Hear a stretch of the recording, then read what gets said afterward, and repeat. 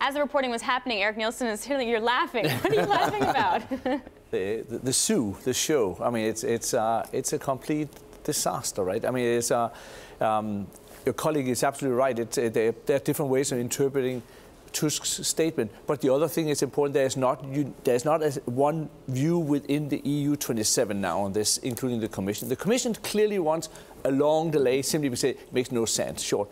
But people like Macron and some others hate the idea that Britain has another vote into the European Parliament that here in May that then sits on July 2nd, right? And therefore they have to be out by the end of June. Otherwise, they have to have the election for the European Parliament.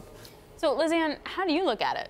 Well, it's a Venn diagram of possibilities that doesn't get any less complicated every day. And you could even draw separate diagrams from the perspective of the UK, even then separate within the various factions relative to the EU.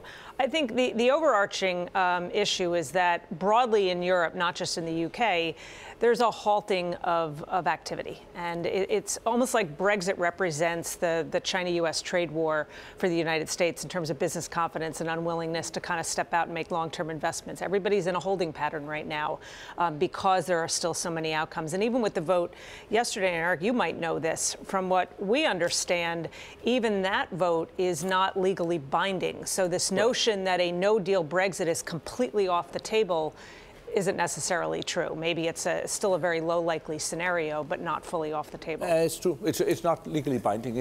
But it's such a strong political statement that I think it's inconceivable now that you go out with a no deal, right? But the other thing that's important to remember, so say they come out here end of June. Then they go into the transition period, so nothing changes apart from they lose their votes, right? So there's a lot of confusion about the hard Brexit, no deal. These are quite different things because we still have the transition period or implementation, as Theresa May calls it.